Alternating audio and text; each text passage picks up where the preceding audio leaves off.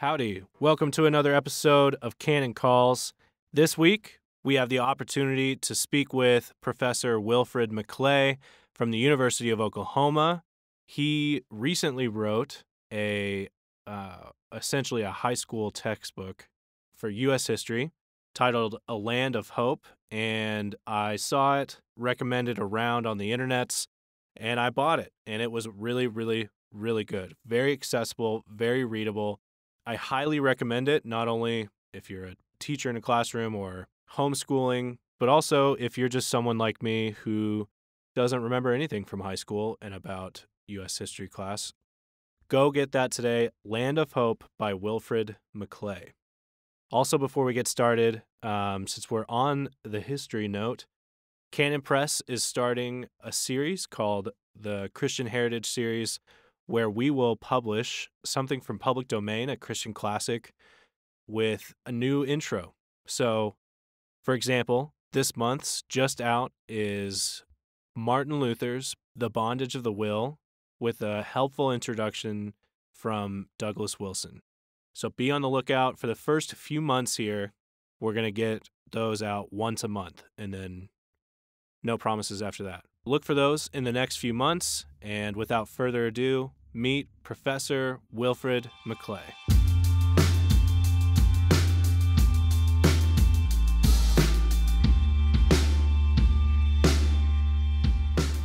Just don't call me doctor. That's one step too far. I'll say I'm the kind of doctor who can't do you any good. I may be one that can't do you any harm, but so there's that. Okay, yeah, well, I'm the kind of doctor who says take 2 monographs and call me in the morning. So read Thucydides twice and then come back and see me. Right. All right, welcome to another episode of Canon Calls. Today I am joined by Professor McClay of the University of Oklahoma. Professor, thank you so much for being here. Oh, it's my pleasure. Now, you are at the University of Oklahoma, well, not at this moment, but that's where you are teaching now, or? That's my home base, yeah, and I'm taking a year sabbatical at Pepperdine on the West Coast at the School of Public Policy, which is a wonderful graduate school of public policy that I could talk about quite a bit, and then any of your listeners who are interested in knowing more about it can feel free to contact me or contact them. But it's a very humanistically and Christian oriented approach to public policy, and I think we have a unique. I say we because I've been here before, I've taught here before, I have a kind of ongoing relationship. But yes, Oklahoma is where I hang my hat, okay. And I'll be back there in May. Okay, well, my carriage will turn back into a pumpkin, but it's fun. Pepperdine, in case you don't know, is in Malibu, so tough sledding, right on the ocean. It's very tough, it is. Well, even more, I think gratitude is sent just so that you could pull yourself away from from all that's going on. Contemplating the dolphins. Yes. So, for those who are out of the loop or don't know, you wrote essentially a history textbook that's very accessible, very well written, called The Land of Hope, an invitation to the great American story.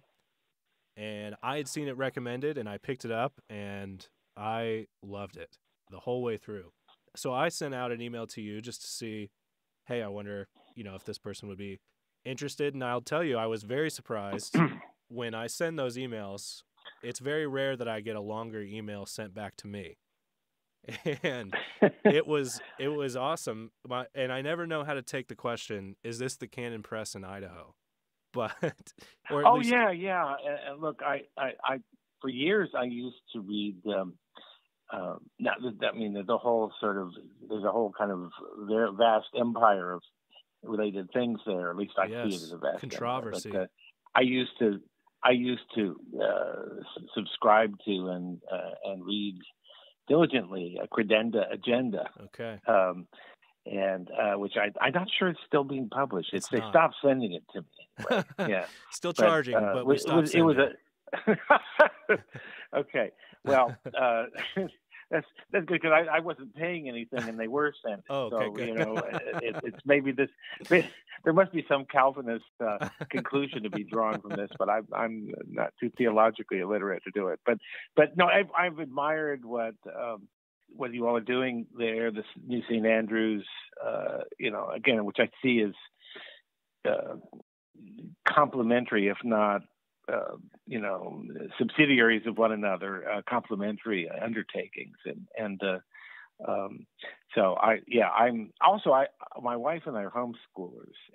There's a lot of stuff that comes out of Moscow, and so I'm very I have good feelings when I see Canon Press. Okay. So well, that's even the though effect. I am an Anglican, so they were not to be trusted. Well, duly noted. And like I said, it was a great surprise. And one of the first questions I wanted to ask was even just an introduction to the project in terms of what on earth were you thinking writing another textbook on U.S. history? Yes. Well, I mean, it does seem a bit superfluous, although once I agreed to do it, and then I started looking at what was out there, at the available text, I was really surprised at how bad they are. I stopped using textbooks myself in teaching American History Survey a long time ago. There was one I would always sort of order and have it available at the bookstore for people who just felt they couldn't take American history without a textbook. And I experimented with that. There's a now out of print book that I call the Synopsis of American History that I actually found very satisfactory as just giving the skinny, the sort of the plot, and then I could, with readings, primary source readings, articles, and other things, I could sort of fill that in. But there's all sorts of reasons, and this would be a whole interview in itself, why textbooks have deteriorated, but they really have, and they're frightfully expensive. I mean, $150 or more. Wow. And often, I mean, there is ideological bias. That's one of the first things that particularly people of conservative bent, say, and that's certainly true. But the worst problem is they're unreadable. They're unreadable because they're not actually written by anybody. They're sort of pieced together as commercial products in committees and various stakeholder groups that monitor textbooks. So but I wasn't really fully aware of all this when I stepped in. I just thought that, I resisted. A number of people came to me over the years. I probably had a dozen times people, publishers and others have come to me saying, well, would you be interested in writing a textbook? And I always just quickly and firmly said, no. There's no professional plus in it. You're never going to, the dean isn't going to say, oh, you wrote a textbook. I'll give you a raise, a promotion, whatever. No, there's no profit in it from that standpoint. And it's a crowded market. So unless you're with one of the big three or Houghton Mifflin, Harcourt, Houghton Mifflin, whatever it is now, your chances are, you may make a little money, but and get some placement here and there, but it's not worth it. So I wasn't really drawn to it. Anyway, I have been shocked, not just surprised, but shocked by the reception of the book, because I expected it to be a moderate success, and here and there among relatives. I wasn't expecting it to be. In the first week after publication, the book was number 8 on Amazon among all books. We were ahead of Game of Thrones. We were ahead of David McCullough. We were ahead of the Mueller report. So gratifying, but also very surprising, because I really didn't write the book with a general audience in mind. If you've seen the book, you know that the trim size is sort of unusual. It's a usual size for a textbook, but not a usual size for a trade book. So, but there is a hunger. That's what you never know what's going to happen, but I think there's a hunger out there for an account, a coherent account of our national history, something to give us a sense of where we are, where we've come from, where we might be going, where we ought to be going, that doesn't, as I say, doesn't downplay our faults, but also doesn't obsess about them to the exclusion of all that we have to be pleased with, even proud of, to cherish, and to be intent upon carrying forward for our posterity. So, that's that's what I tried to produce. I don't think it's perfect by any means or completely fulfills that, but I'm very hopeful that it can find its way into classrooms as an alternative to, well, particularly to Howard Zinn's People's History of the United States, which is a book. My publisher has marketed this as a sort of the antidote to Howard Zinn. I didn't really think of it that way, although it is in some ways. But it is, by being the kind of book that it is. It doesn't take on Zinn and say, well, Zinn says this, but he's wrong. And that's not what high school students want to read. They're likely to conclude, well, you guys make up your mind what the past was, and then let me know. Meanwhile, I'm going to keep playing video games and watching reruns of Friends or whatever. But there are 4 people who've contacted me just in the last week who are college professors who want to use it. Awesome. So they have misjudged things there too. It's if I could just interject one thing about the reading level. I mean, one of the things I tried to, it doesn't condescend. It isn't dumbed down, but it is, I think, readable. And it's not Dick and Jane at the seashore, but it is.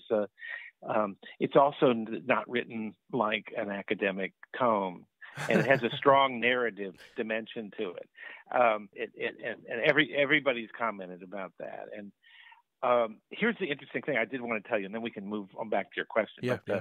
I, of course, sampled this with various people, and without exception, the high school teachers, and I've had many students over the years who've gone into high school teaching, one in particular, a wonderful guy named Danton Costanrices, who teaches at the Bowles School in Florida, read it, and his reaction was, he showed the chapter on Reconstruction to one of his students, and the student said, "Can we use this instead of our textbook?" And he said, "Look, my students are. It's true, it's a private school, but he says my students have no trouble whatsoever handling your prose." I showed it to 3 or 4 college professors, and they all said, "Well, this is good and this, but you really, I think you're going to have to bring the reading level down a little bit. No. Use a word like ambivalent, and students will go, oh." So I don't buy that. I think it's certainly been part of my philosophy of teaching that you don't teach to the worst, you teach to the best, or you draw out, not by saying, "Okay, you're in my class. This is going to be a really tough class. I'm going to really beat you into the ground." And you just sort of wordlessly presume, well, of course you're going to do this. How could there be any doubt of it? Sure. And most students rise to the occasion. If you don't give them the out of feeling, oh, well, this is a real challenge, and maybe I'm not up to the challenge. No, it's just taken as a matter of course. Of course you're going to do this. So that's kind of been my approach, for better or worse. It's not spoon feed and all of that. And one other thing I'll add, and then I'll let you have the agenda back. But I just completed, and I'm in the throes of the production of a teacher's guide, pretty comprehensive. I think it's going to be about close to 400 pages long in the final version. But this is something that I think will be, I think actually the best teacher's guide I've ever seen. It has questions, it has tests, it has questions and answers. Of course, importantly, you have to have the answers. Right. Summaries, special teaching units on the Constitution, the Bill of Rights, the Declaration, the formation of the party system, and I think teachers are going to really find this very useful, not just as a source for tests, but as a teaching tool. Put a lot of effort into it. I had a wonderful colleague, co-author, named John McBride, who was a retired teacher, who was truly a master teacher. So it's on the high school and college level. So I do think that we have everything. We're going to have everything in place that we need to make our way into schools. The only thing yet to be done is actually fairly easy. It's going to be to digitize it all and put it on the internet, the teacher's guide. Okay. And we will do that in the fullness of time. So. Do you have a pub date for that? Homeschoolers, And homeschoolers, yes. Not yet, but I'm thinking they'll have it out by late March. We really need to get it out so teachers can have a look at it. But I should say too that homeschoolers are very much a part of. We as I mentioned before, we're homeschoolers with our two children, and they have done very well. My son just got his PhD in classics from Berkeley. As a professor himself. Seems pretty. My daughter is brilliant. My daughter is a brilliant journalist.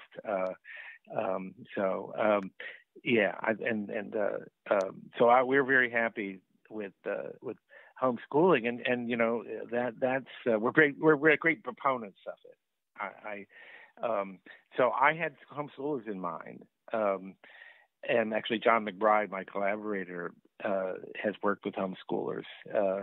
So that is a definite audience for the book. And you'll see, I say this a number of times, that the book has the feel of an author. I don't try to conceal that. I think that's a plus for you to feel there's a human being behind, a human sensibility behind the work. Absolutely. It's something that textbooks are by design try to be a sort of voice of God kind of experience. Well, I don't pretend to that. The personalityless state. Yeah.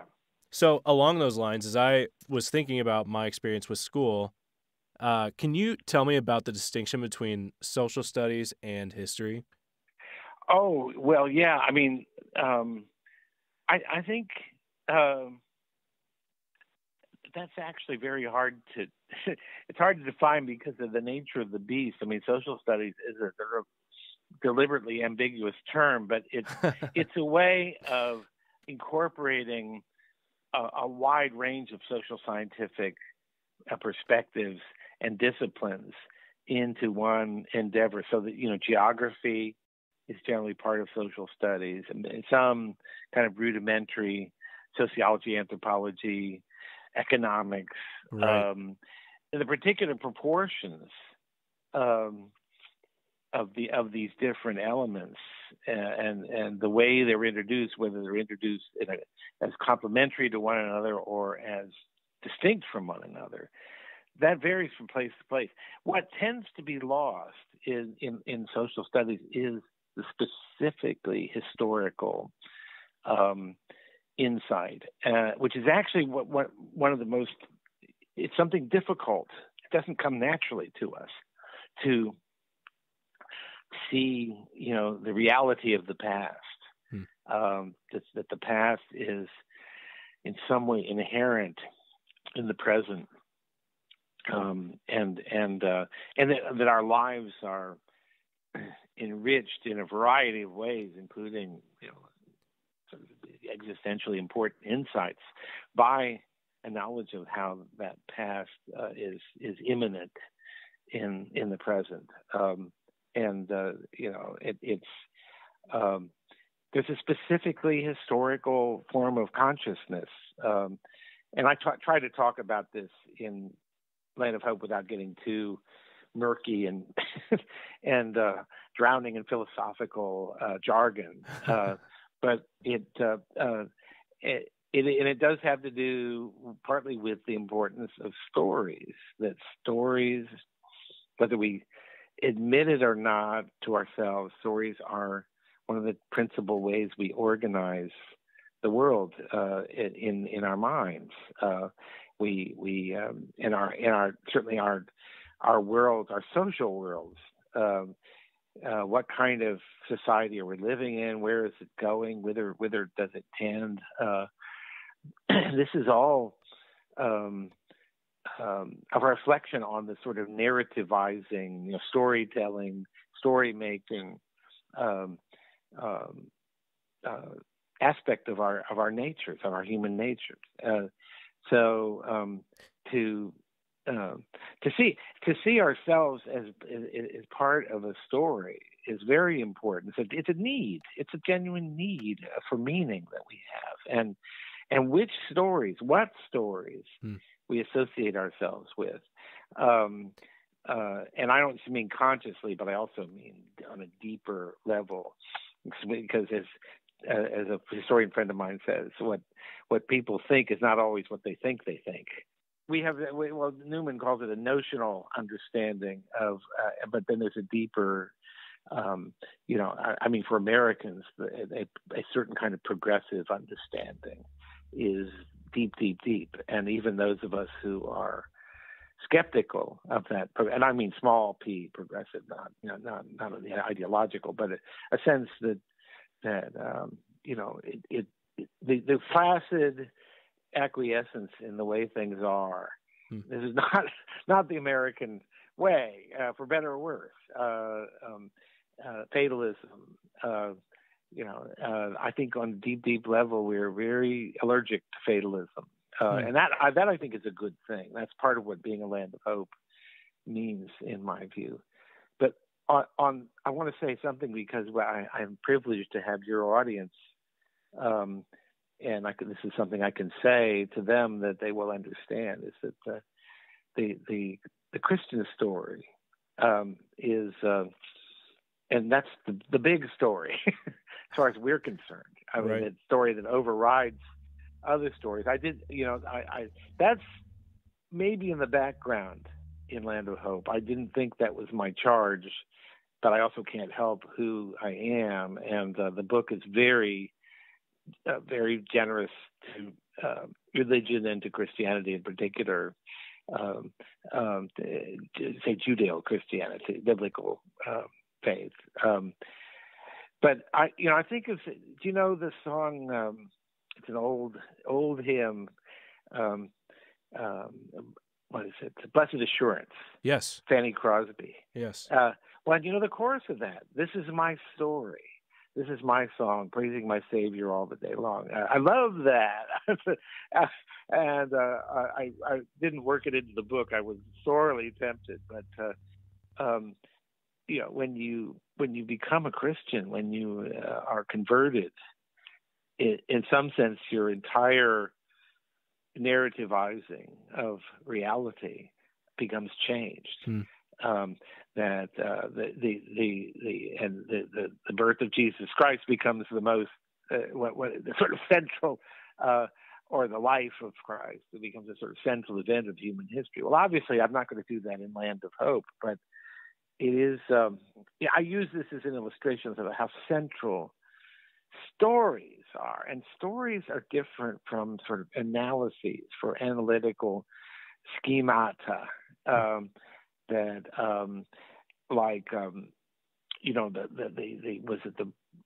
can't think of the name of it, but the personality tests, the Briggs. Oh yeah, Myers-Briggs. Myers-Briggs, that's it. Yeah, where you come out. Well, you're a perceptive extrovert, or they have maybe 10, 15 categories of very mechanically combining Yes. these Jungian ideas, and that's a fun parlor game, but it doesn't. We all we're stories. We're not freeze frame categories. And this actually gets back to the social studies question that social studies, social sciences, political science, for example, which is a discipline that has a lot in common with history, but political scientists are always working towards the construction of ideal types, particularly political theorists, who are the ones I deal with the most. And that's very, historians are interested in change over time, not just sort of arriving at abstractions that can substitute for the muck and mire of actual human events and change over time. So we're and one of the defects of the historical view is sometimes we take change to be, the sort of the Heraclitean flux is all there is, and that's wrong too.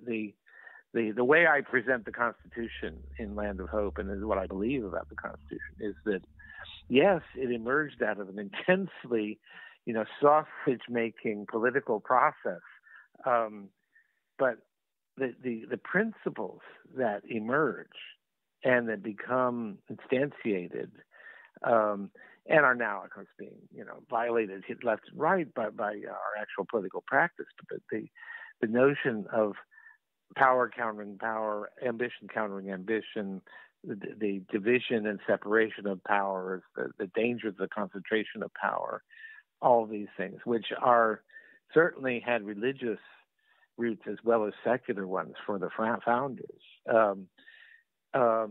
is, I think, an eternally valid insight into the proper way to organize human affairs. So I think we historians have to watch out for our tendency to reduce everything to the context and the temporal flow out of which it emerges.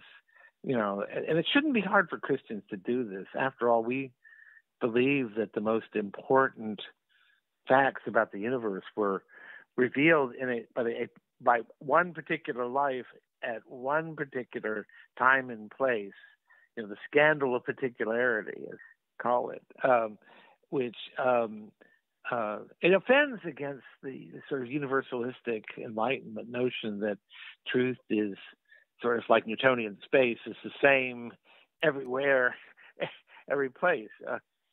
So what's with this guy that was born in Palestine at this particular time in the Roman Empire, and all the details that we know so well? Why is that?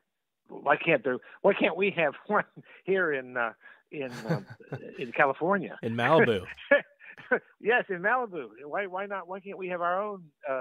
Emerson wrote about this. Why can't we have our own revelation? Why do we have to have like secondhand rose in the old song? Why do we have to have secondhand experience of the transcendent and the divine? I think we as Christians view the matter differently. One thing we should. One thing that I love, and you have sort of summarized it here, is, and in your introduction, you talked about the importance of narratives to humanity, and to whether someone personally or familially or nationally, narrative plays a big role in terms of meaning. And what I loved about that was that I think just subconsciously, as we all walk around every day, when we consider history, or I relegate that to schools or the classroom or tests. And what I think you illustrate is, no, history is who you are. You don't need the clinical Myers-Briggs to do that. And then additionally, with the Christian insight, you are spoken by God. So today you are the character. You're just you and you will make character distinctions, and people can give you a literary analysis. Do we even like this character? So I very much appreciated that from the get-go, and I think, as you said, however subtle it may be, or in the background or in the air, sort of that Christian narrative is, I certainly sensed it as I read through. Yeah, and I think, that even the most poorly educated person and unreflective person, I don't want to characterize any particular let's just say me, though. Sort, but well, as I say me, but that you do have a sort of sense of a lot of people, you have a few drinks with them or whatever, and they start to say, well, this country's going to hell, and it is a kind of sense of declinism, or declension is the term, going back to the Puritans, the sense that, and of course, as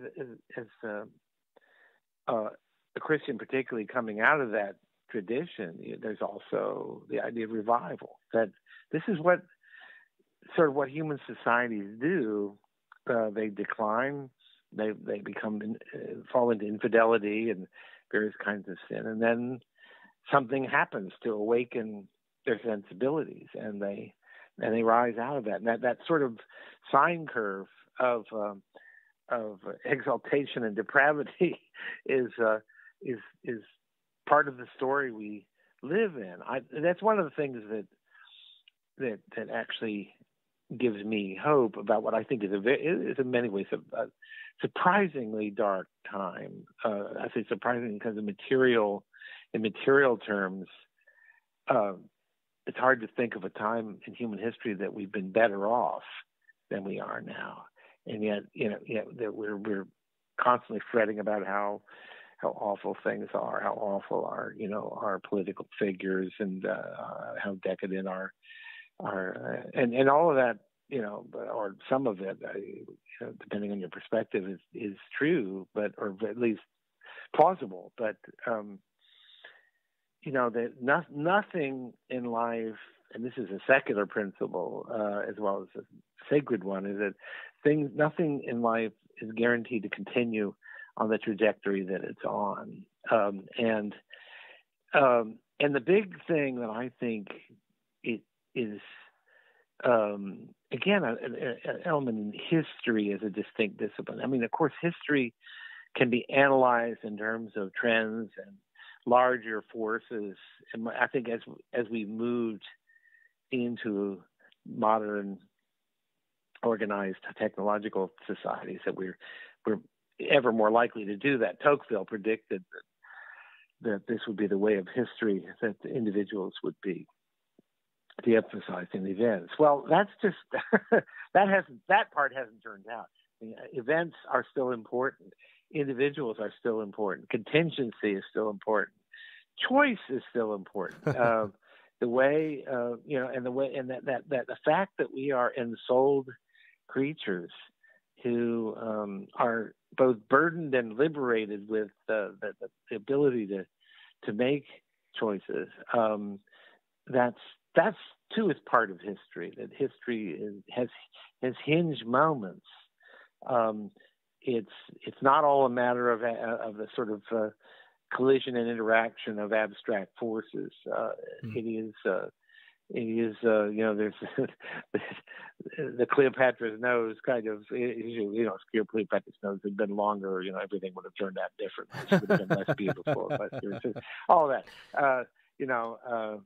Events always disturb the confident predictions of the sort of know-it-alls who may well have studied history more carefully than the rest of us, but history is full of surprises, and that's an important lesson of history. Is that I think actually, history very rarely repeats itself. Almost never repeats itself. That's one of the most misleading cliches out there. Would you say it rhymes? And I'm not sure even. Well, yes, that's the Mark Twain. I don't know what that means, so I can't say yes or no to that. I've never been able to figure out what it means for events to rhyme. I think you just nod sagely But and we move forward. yeah. Well, maybe they're kind of like, yeah, it is poetic, but it's never quite done it for me. Just as calling slavery America's original sin does not do it for me. I'm probably too much of a theological literalist, but it doesn't seem quite right. But anyway, I've gotten you off your agenda again. No, let me yield to you. I am thoroughly enjoying this, and if you're fine, I'd love to keep going for a little bit here. Yeah, absolutely. I'm curious to know, as sort of moving just to the meat of the text, what are some consequential moments in our history that maybe mainstream accounts largely disregard or ignore?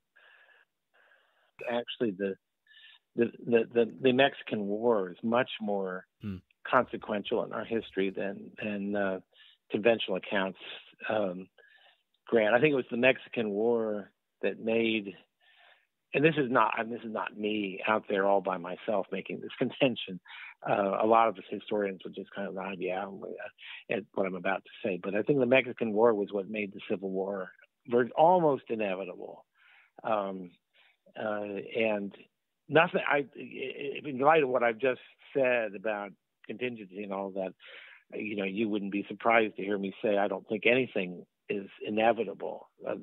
Death and taxes, yes, but in terms of larger outcomes like a civil war, I would say almost inevitable.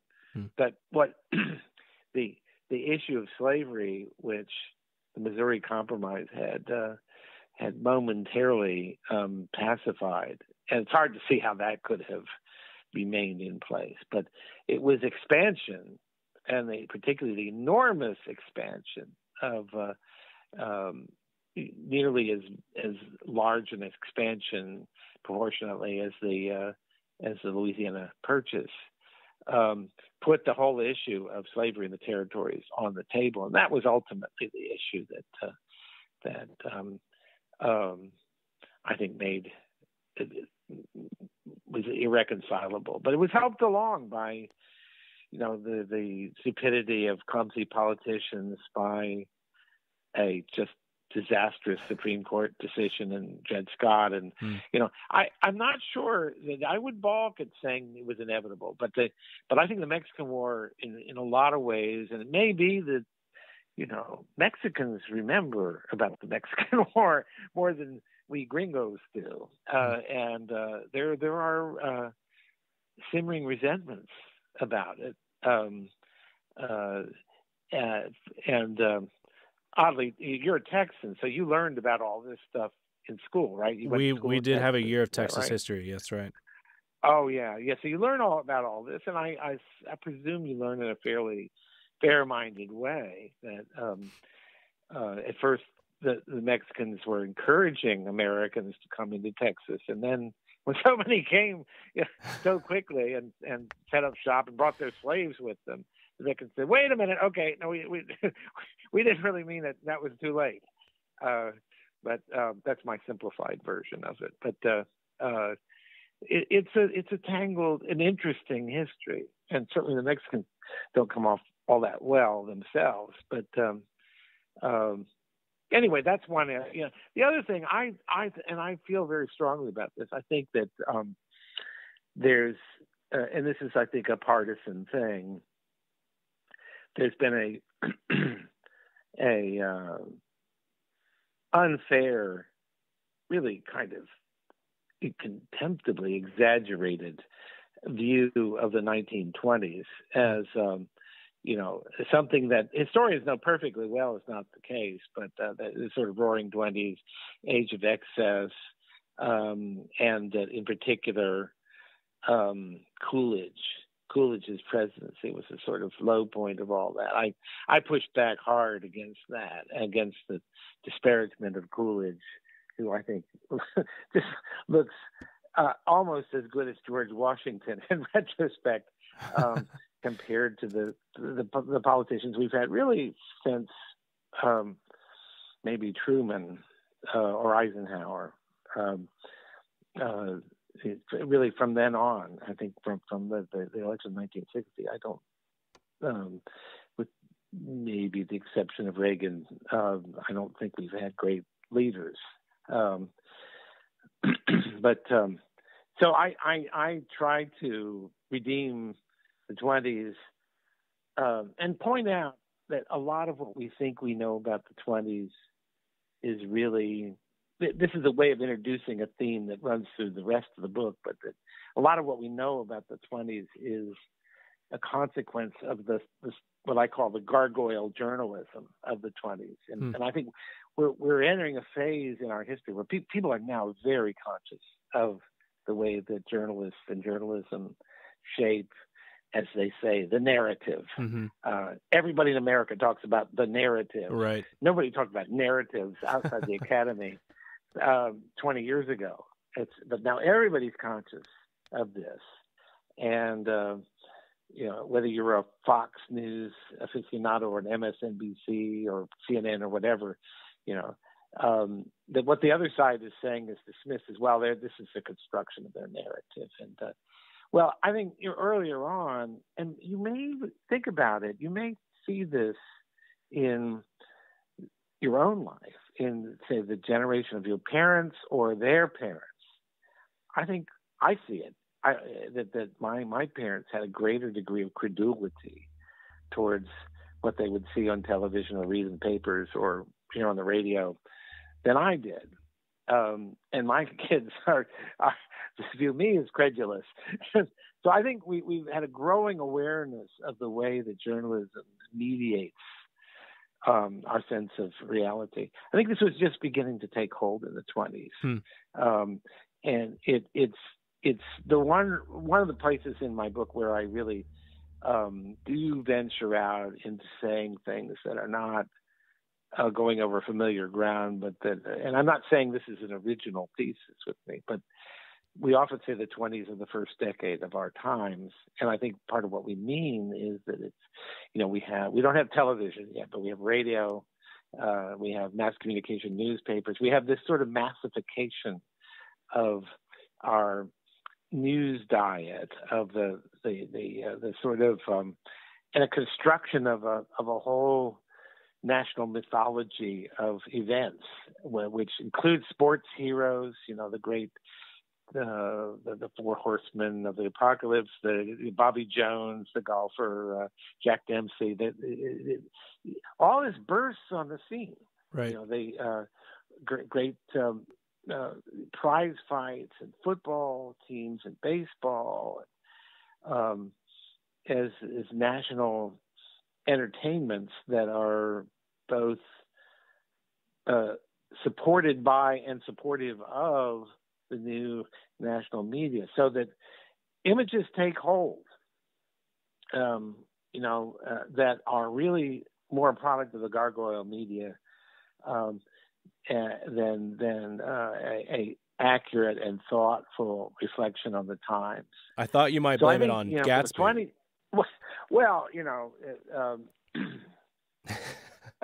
That's. I mean, look. The book itself is tremendously interesting, and it has all kinds of misgivings about itself, shall we say? And remember, all the characters, Nick Carraway and Gatsby himself, and Tom and Daisy Buchanan, they're all from the Midwest. That's right. They're all from the heartland, and they find themselves adrift in the Empire City. Not unlike their author. Yeah, not unlike their. Very good, exactly. Not unlike their author, and of course Fitzgerald has this desire both to plunge into the materialism and drunkenness of a certain class of people in the 20s, and almost puritanical loathing for it all. And it's clear even just in Gatsby, you don't even have to look at his life, that he has this misgiving. this sort of uneasiness. And I think we do. This is an important theme that what might be called the perils of prosperity. I think we're going through some of that again now. It's a way in which our religious heritage doesn't go away, even as we become a more sort of putatively, allegedly secular society. We still have these reflexes of sense, this is not this is not the way it should be. Although I'm delighted to indulge it, it's somehow not that right. lingers. Anyway, yeah, Gatsby is, but of course it makes for some of the worst movies ever made. Are the one with Robert Redford and the one with Leo DiCaprio? These are horrible movies, a monument to filmmakers' inability to resist making these garish parties the center of activity. But in fact, there's a whole lot else going on. The organized crime part of it gets downplayed, I think, a bit too much. But it's a terrific book. I think it's one that is sort of, beautifully written.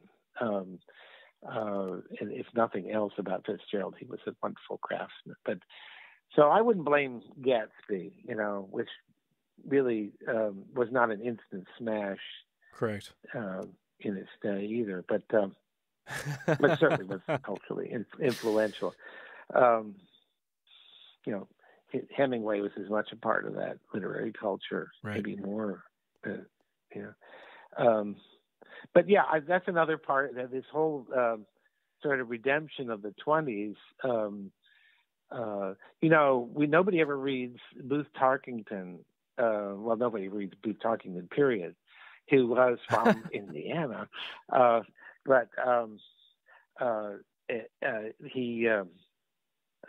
He has a book called Alice Adams, which I have taught when I have occasion to do this, Gatsby and Alice Adams together. Alice Adams won the Pulitzer Prize for fiction. So it was a bestseller. It's about a modest working class girl who is kind of underprivileged, as we would say, who's miles and miles away from the Daisy Buchanan figure of the Great Gatsby, and yet, it's a sort of testament to the ability that somebody who, as Bill Clinton would say, works hard and plays by the rules can get ahead, and it's very different, and I think in many ways more characteristic of the 20s.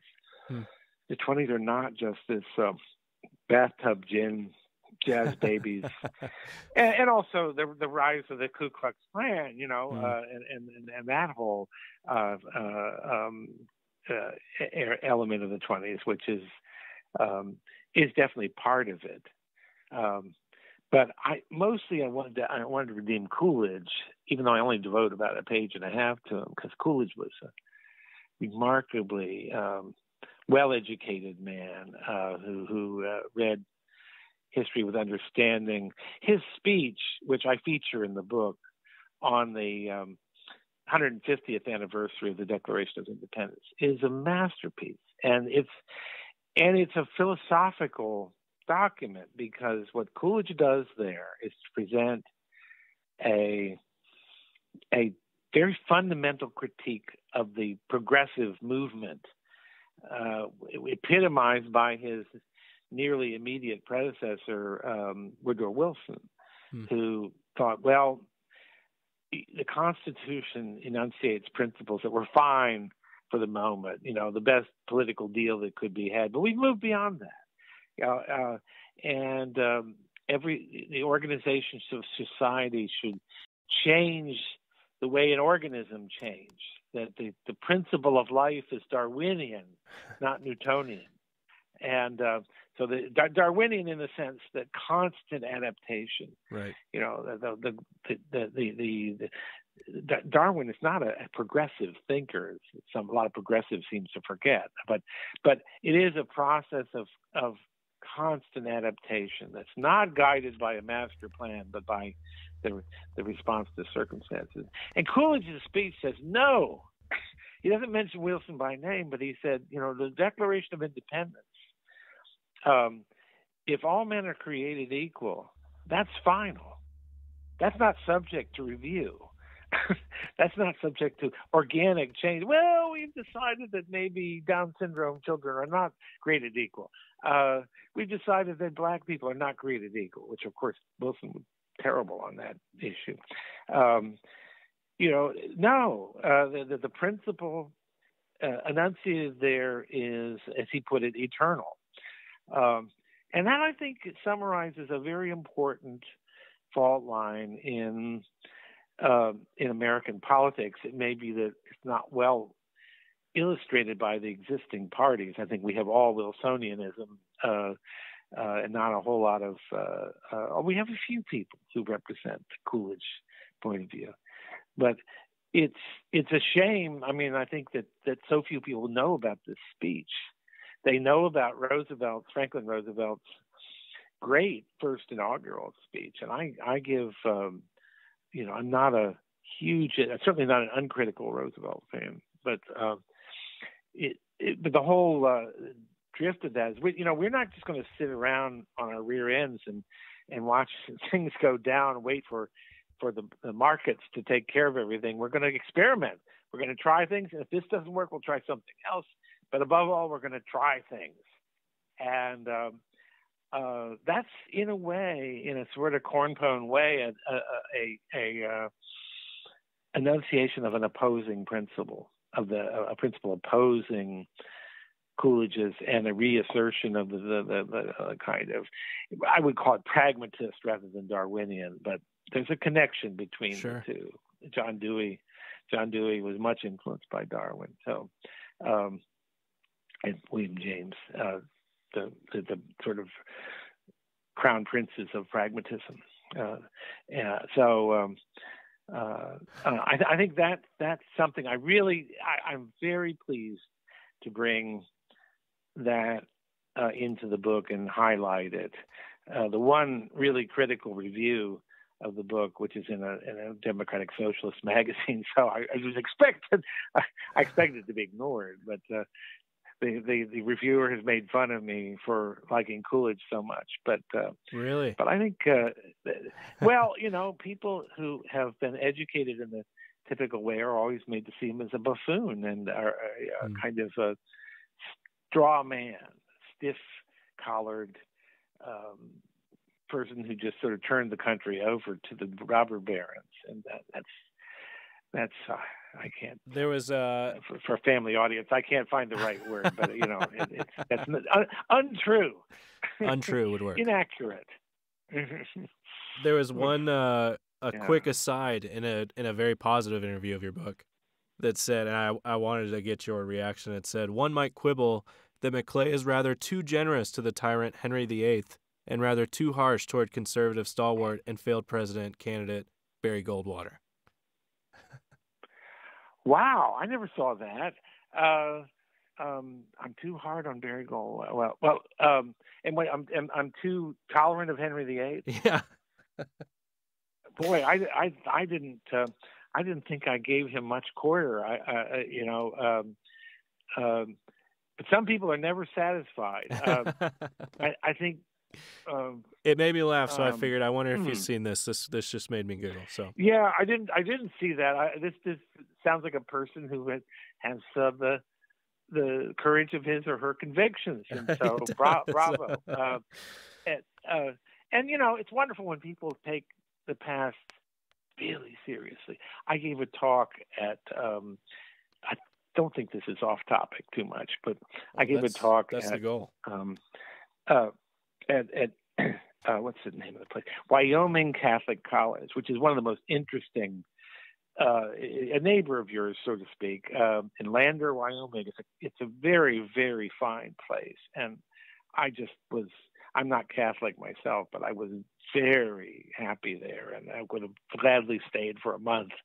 But anyway, I gave a lecture in which, in the culmination of the lecture, I praised Burke, Edmund Burke, because Burke argued for, and this extended to his view of the American Revolution, which was a positive view, but that the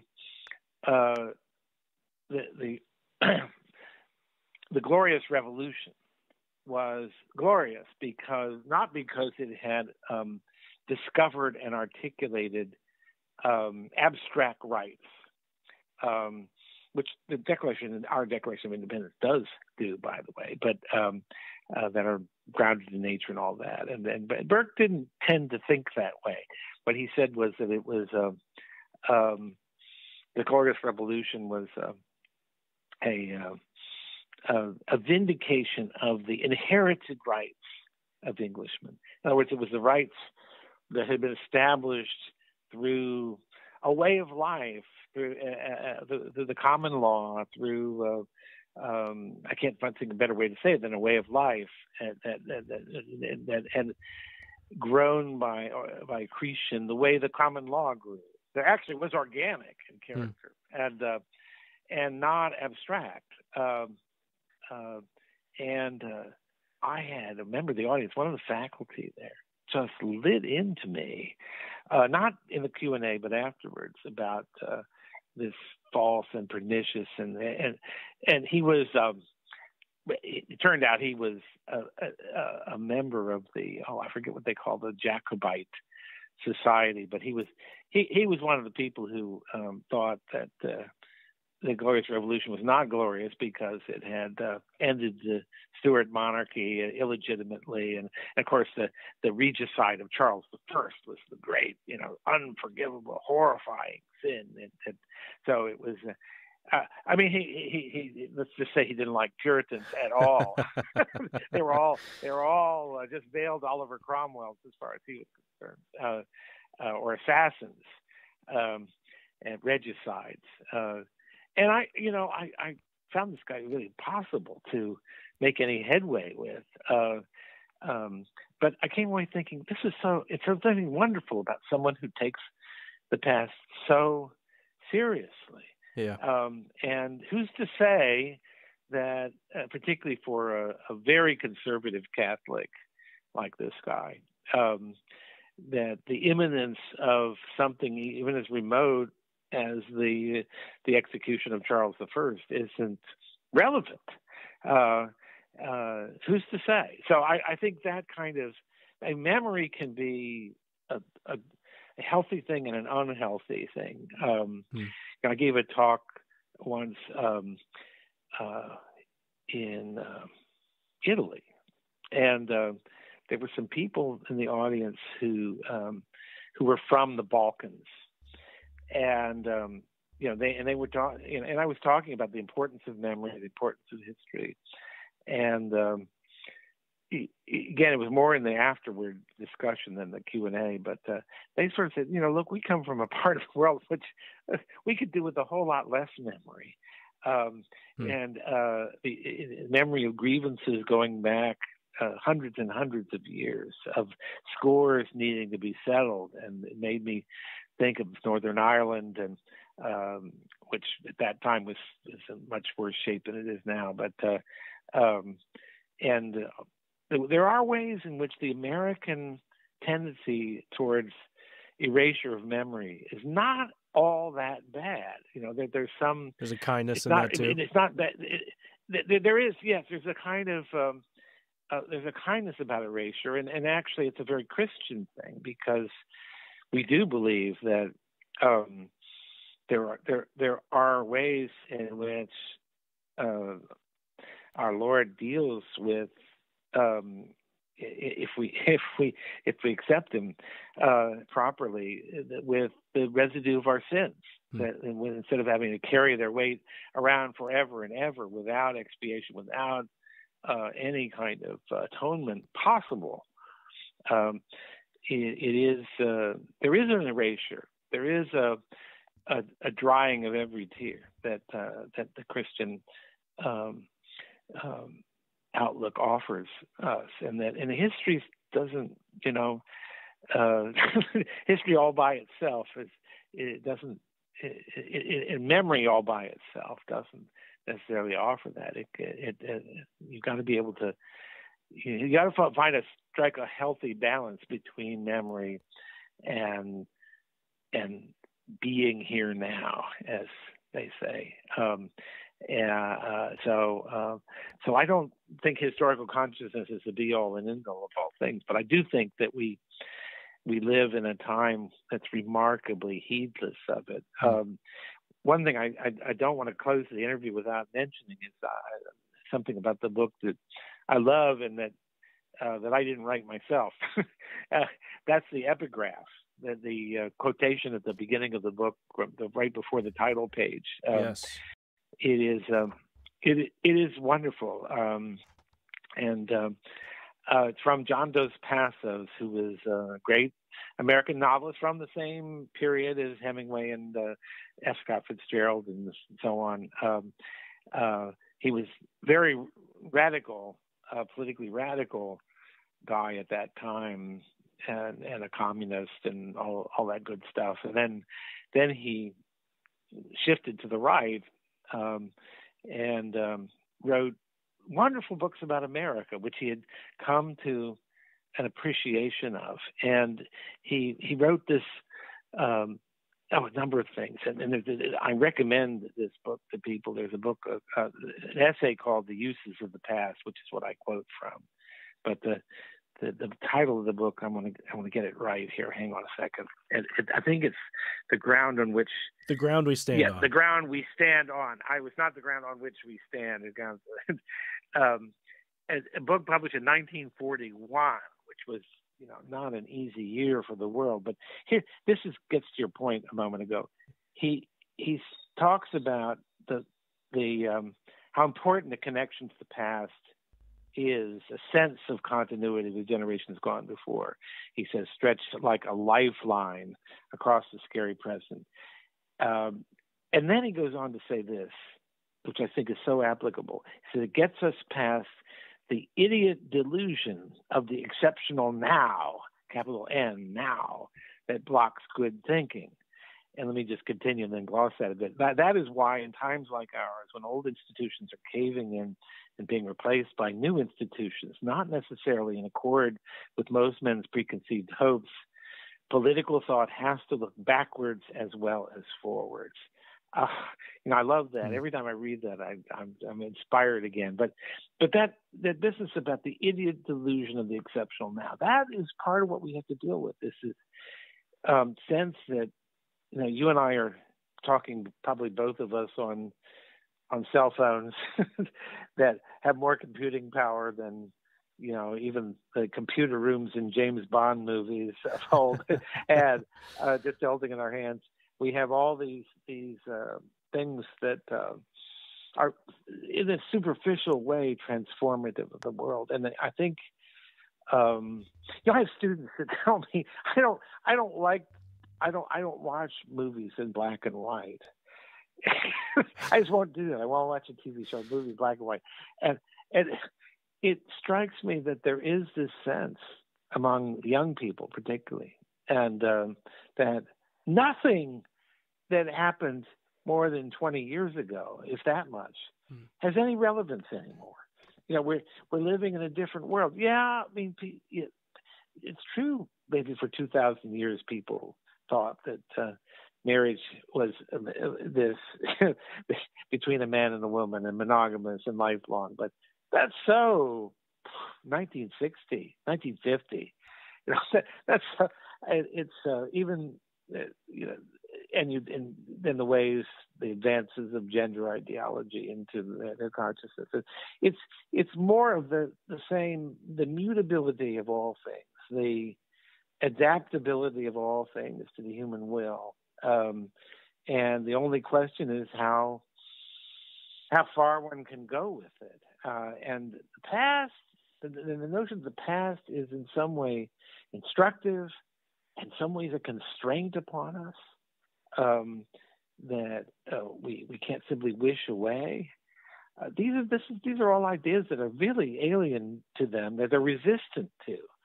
They are dwelling in the idiot delusion of the exceptional now, through no fault of their own. Idiot is a word that we think of as just a disparaging word, but I have no doubt that Dos Passos is using it in a sense that, because he had a classical education, idios in Greek is kind of like a solipsist, or someone, maybe we might think of the autistic spectrum, but someone who is entirely inside himself, like the man who lives outside the city in Aristotle is either a beast or a god. He's not a fellow member of society. So the idios, the delusion, is idiotic that we live in exceptional now, because we imagine that we are separate and distinct from everything in the flow of time that has eventuated in this moment, in this place, this time, in your being here, in our conversation. But in fact, it is all. We can never know it all, that flow, because to know the flow would be to give up our participation in the flow. We can't sit. There's sort of being and knowing toggle switch there. You can't be entirely being and entirely knowing.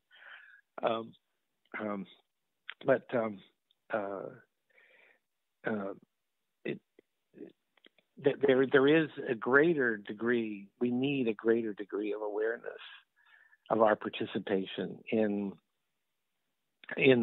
that long master flow of things, and that's and Dos Passos he both insists on it, but he acknowledges that he begins the passage, I quote, by saying every generation writes its own history, and that's important too. We're the past.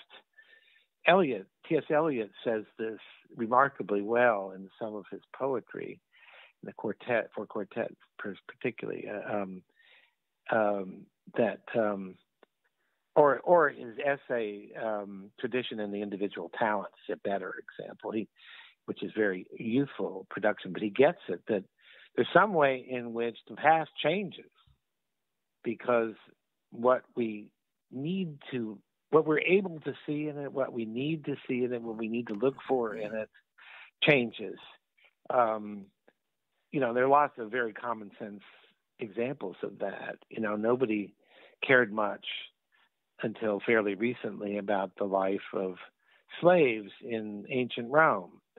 Now we're very interested in knowing about much more about it. And African American slavery in our own history is one of the most, has been all my career, one of the most exciting and vibrant fields out there, because there's so much to be discovered. It's so difficult to get to it, but so important to get to it.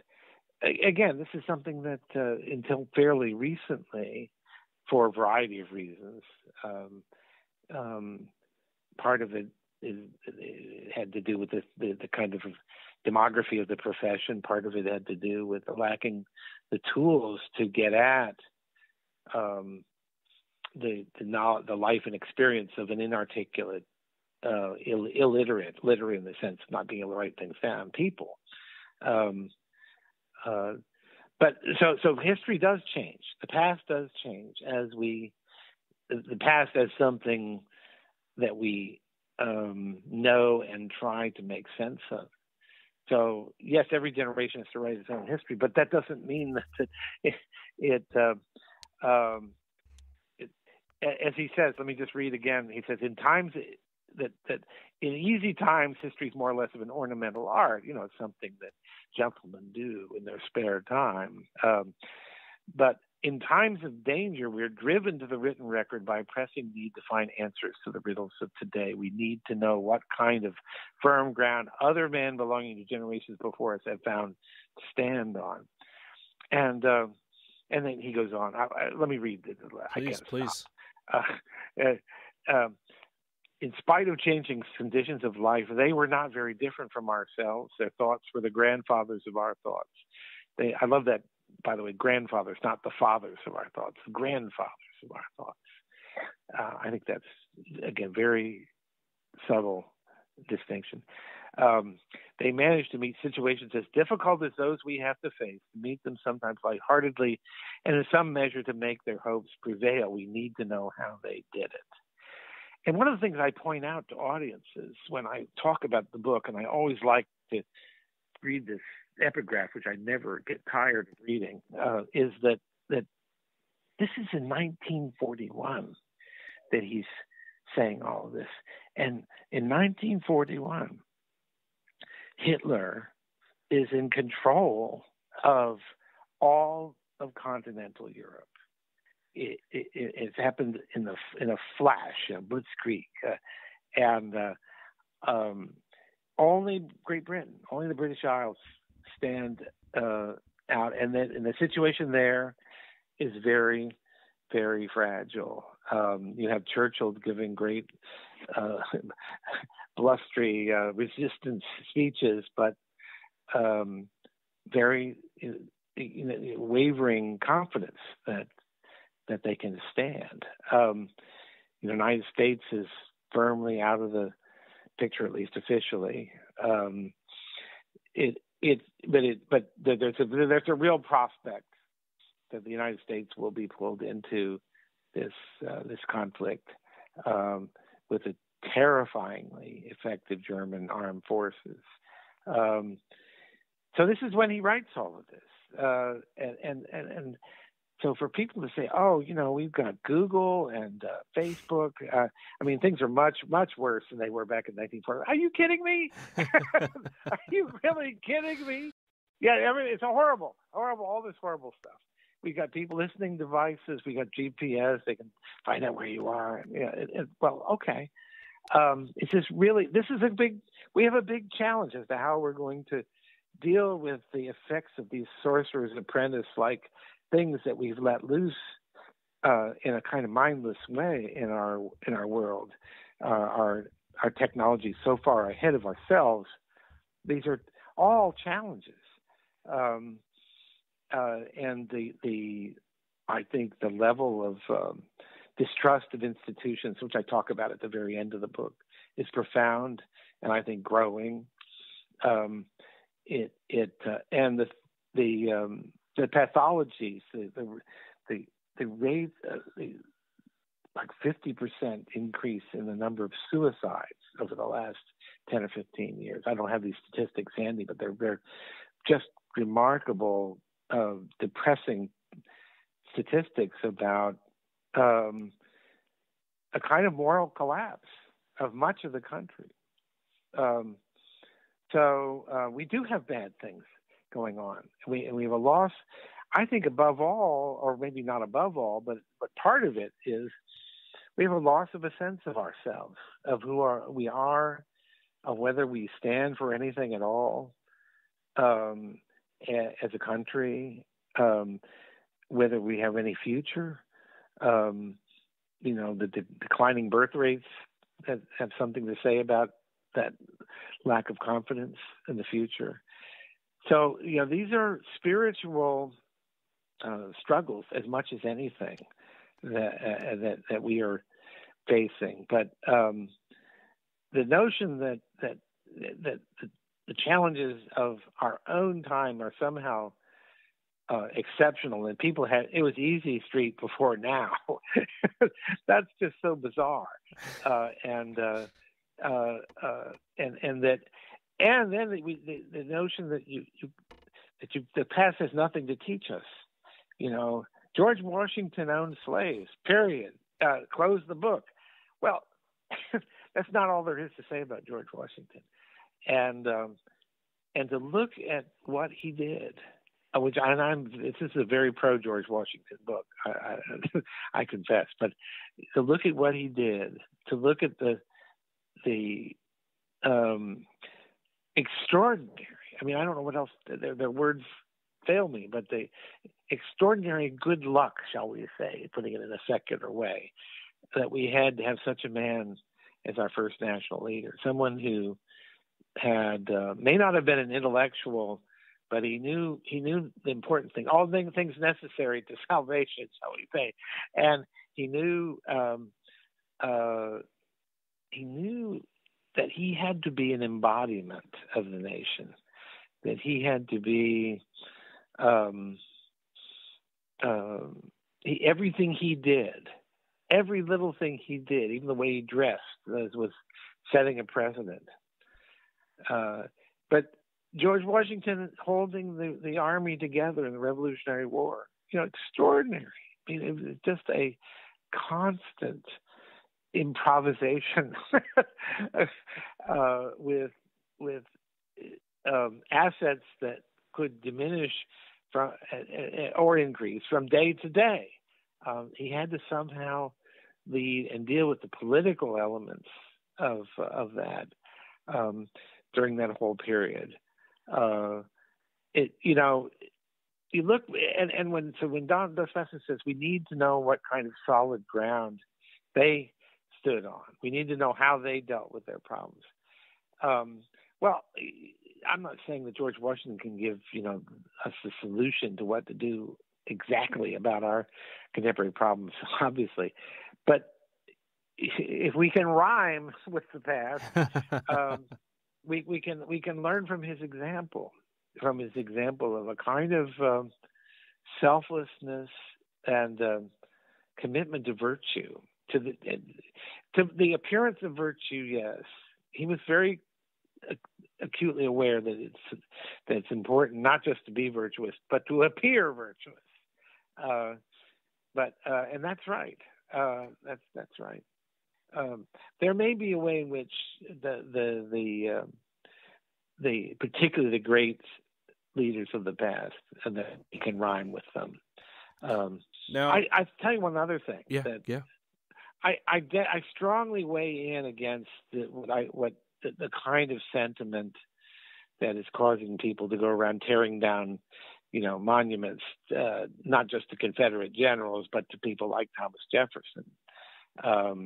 I think this is wrong-headed for at least two reasons. And I think the New York Times' 1619 project is very deeply wrong-headed. It may be well-intended. I'm not so sure about that, but it's certainly wrong-headed. And that is that Jefferson's a man of his time and place, and what he accomplished within that time and place is extraordinary. We cannot see historical actors as acting in a kind of extra historical space, so that we can judge them by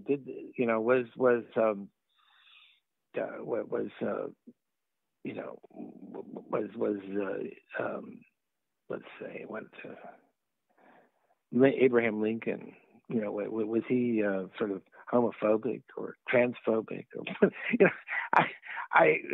These are just questions that are really quite meaningless. Now, I'm not saying Confederate generals. I think that's a special case, and I think I would leave it up to individual communities to decide these things. I would very much regret seeing a kind of Robespierre-like tearing down of all memorials relating to the Confederacy in southern states. But that's a longer discussion. But it's sort of a subset of the general point I'd make, which is that what Jefferson did in his own time was quite extraordinary, and we should try at very first to exercise the historical imagination, to think ourselves into that world, and not just with that sort of the exceptional now that we are in, is this sort of point on the top of the tallest mountain where we can look down our nose at everything else that's ever happened. Because as the scriptures say, the measure that you use is the measure you will receive. We're guilty of all kinds of sins, conscious and unconscious, for which a future that is as morally superior as our own is toward our own past will not be very forgiving towards. Right. So I think Lincoln, too, and I devote a lot of attention to things like the Lincoln-Douglas debates, where Lincoln is very clearly a disbeliever, or at least to his audience. He disassociates himself from the notion of racial equality. He doesn't ever back away from the notion that all men are created equal applies to African Americans as much as it does to whites. But he clearly, is, you could call him a racist if you wanted to. Probably the title would fit him more accurately than it does a lot of people that it's applied to today, for reasons that are really actually quite flimsy. But again, I think the historical imagination has to come into play, and you have to see Lincoln for what he was doing as extraordinarily courageous and farsighted and morally alive to the possibility that even his racial prejudices, I think we can call it that, were unfounded. And then his relationship with Frederick Douglass, which is very interesting. I don't really deal with much in the book, but is one of kind of coming to, I think, a change of heart on that issue towards the very end. It's hard to know, and it would have been interesting, if not to say much better for us, if he had been president during Reconstruction. But we will never know. Go ahead. I think the development of a historical imagination is another thing I really want to try to encourage in this book. It all flows together. I mean, having a sense of connection to the past is also a sense of how different the past was. That to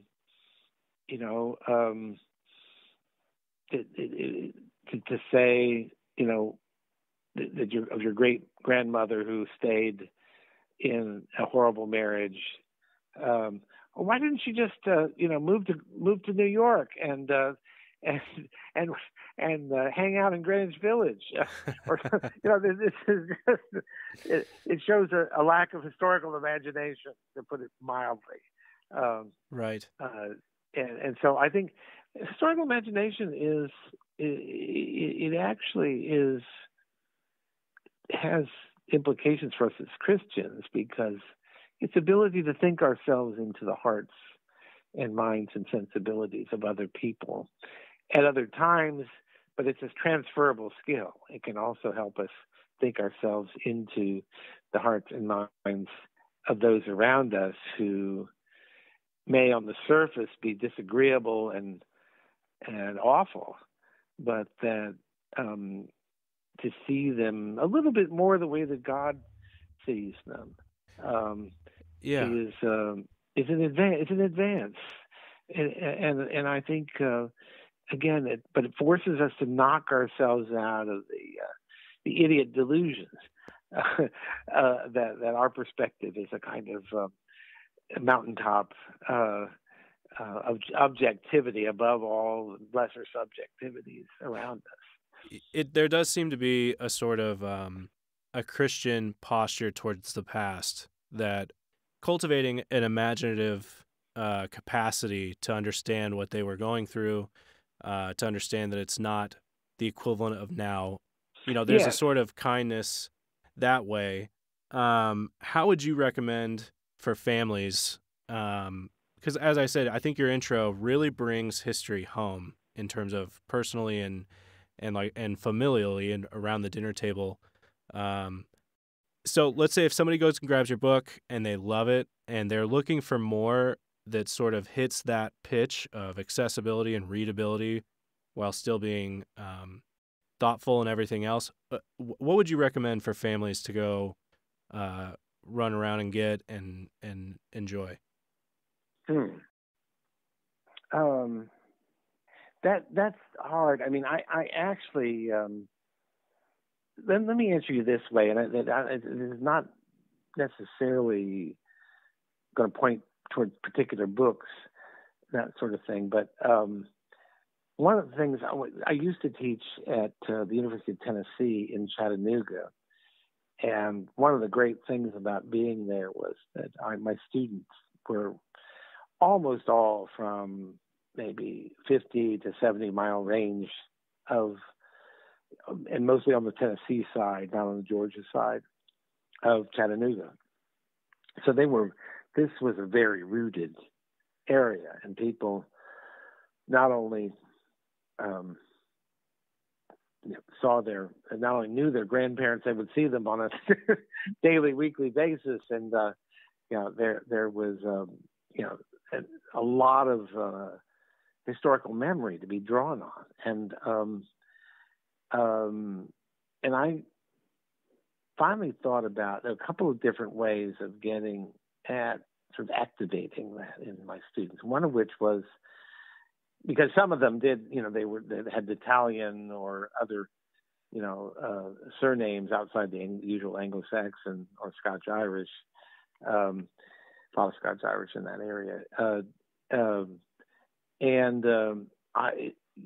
I could ask them, well, do you still have a living grandparent, or even sometimes great-grandparents, who had some memory of the immigration of your family? In some cases, it would be parents, but there's actually more of that than you might think for such a rooted area, because the immigrants came and then they just stayed, and they didn't move on. It actually, there's a lot of Italians in my classes who were third generation.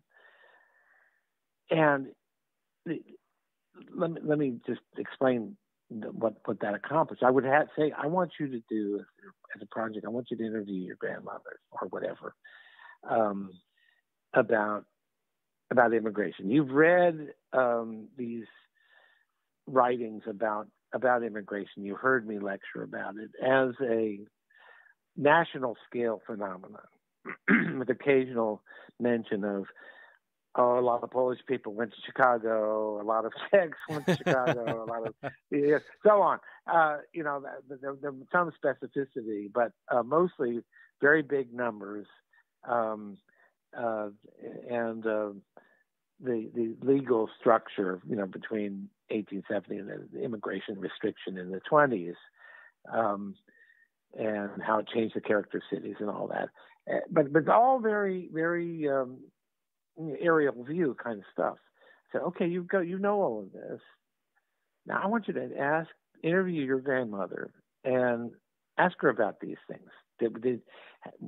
What was it like coming in to Philadelphia or Baltimore, whatever, New York, when they arrived? What was, and wow, I tell you, nothing I've done has ever been more powerful than that, because it was connecting the particulars of their lives with the large abstractions that historians create and operate in. It was like plugging actual numbers into an algebraic formula and watching the formula work. One other example of this, which was even better, it took me a little while to figure it out, was Chattanooga is in southeastern Tennessee. It's on the Tennessee River, and as you probably know, that was one of the taming the Tennessee River was one of the real sort of problems of development in that area. It was not navigable, it's a lot of flooding and all sorts of other problems. And so the Tennessee Valley Authority, which is one of the New Deal programs, although it had been in the making in some ways for a while, really transformed that region. You know, the building of dams, creation of waterways, and you know, the development of hydroelectric power. You know, this was rural electrification was just then kind of coming on in many parts of the states, including Appalachia. So the area is transformed by all of this. Within the living memory of members of my students' families that were easy for them to find and interview. And actually, one of the parts of the story that is not often told is the displacement of people that was a consequence of this program. You know, you always see the account, the New Deal TVA seems this great thing. The only problem with it was it didn't go far enough further. So people who live there, it's a much more complicated historical reality, because right. there are, and you know, I like to think I actually made families closer, because here, you know, granddaughter or great granddaughter, you know, Judy comes and says, you know, Grandma, what did you think about TVA when that came in? And you know, nobody's wanted to talk to Grandma about TVA for at least 50 years. Right. And she's got a lot of stuff rattling around in her head, memories, this and that. Maybe on a family trip, you know, they're driving across Nickajack Lake, and she says, I remember when there were houses down there. And, oh, Grandma, shut up. You're living in the past. You know, all of a sudden, that becomes interesting to the young person, and the older people are ready to talk about it. You know, they're amazed, and I've gotten thank you notes from grandmas. What a great thing you've done. And I'm intrigued by all that. But this, getting back to your question now about how to in families, I think that one thing, you know, when you teach an American history survey course, you have to cover a lot of stuff, some of which is, frankly, you know, has to be just sort of memorized. That you don't have any connection with it. It's hard. Even the most talented teachers can only do so much. You know, dressing up as Darwin or as an Indian chief teach a class. So you only do so much to make it entertaining and interesting. But I think it's part of formal education. You have to lay groundwork. You have to learn, just like you have to learn the multiplication tables and your Latin conjugations and declensions and so on. But once you have that, I think it is important for people to find places to connect that large account of the past with their experience or the experience of members of their families.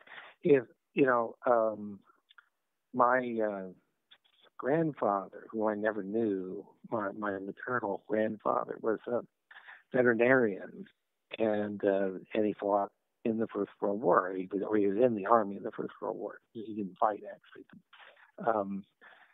Well, you know, at one point, we found his trunk at my mother's house. It had all his uniform and everything from his military days. My son went crazy. We were homeschoolers, remember, at this point. And so he did a huge report on my grandfather, who I didn't know, and about whom I knew very little.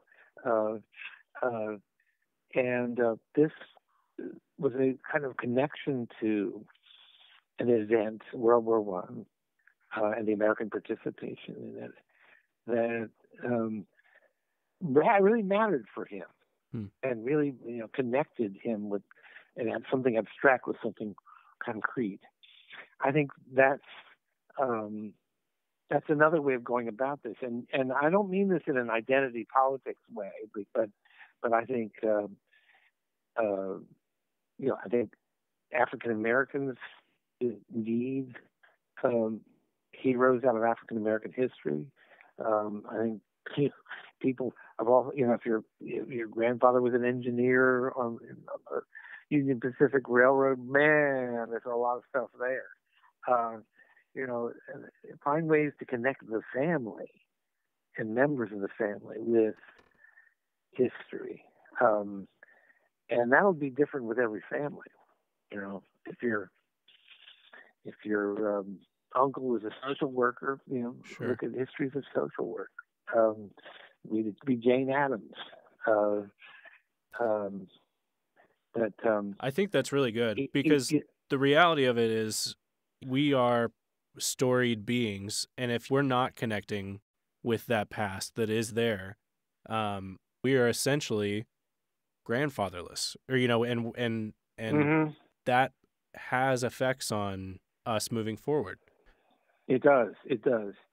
And you're used to the term grandfather, which obviously you're alluding back to Dos Passos, and I thank you for that. But because it would be fun to talk about why grandfather, not mother, but you get it. Obviously, the audience will just have to guess. But I think I've gone over my time. Don't you? Well, hey, I've enjoyed it so much, and if you would be open and willing in the future, we'd love to have you back. Yes. Is there anything we can look forward to from you in the future? Is there anything I can pre-order soon, maybe from you? Oh, well, I told you at the beginning we have this teacher's guide, and it should be out pretty soon, but I don't think, since I just sent the manuscript in on January 1st, I don't think it's on Amazon yet. But we're really rushing production on this. We've already got the design, the cover, the layout.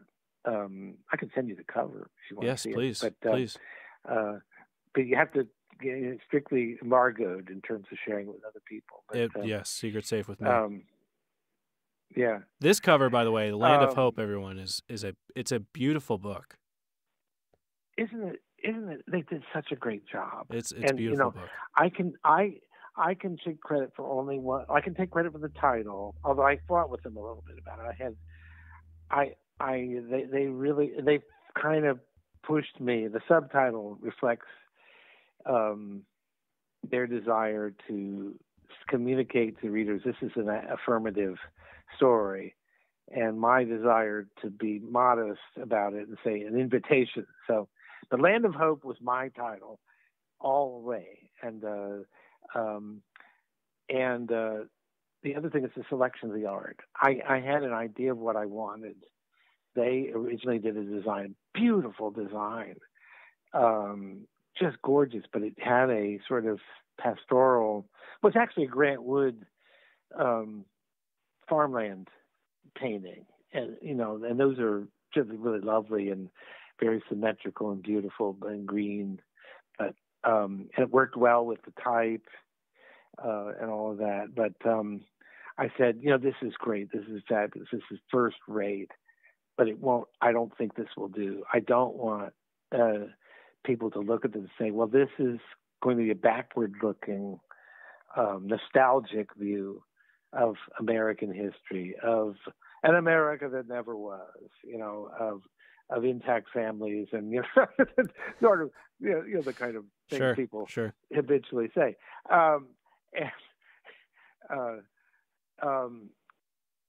I said, what I want to do is something that is urban and that has something of the feeling that you get, that upward thrust of energy that you get when you walk into a cathedral, a great cathedral like the cathedrals of Europe, or even the National Cathedral of Washington, or Grace Cathedral of San Francisco, whatever. And this is what I found. And I do think it does that. I do think you get a sense not just of the impressive skyline, but of this upward energy, this sense of possibility. And that's what I wanted to convey. That there's a spiritual quality to this country at its best, and we shouldn't lose that. We shouldn't sacrifice that for anything.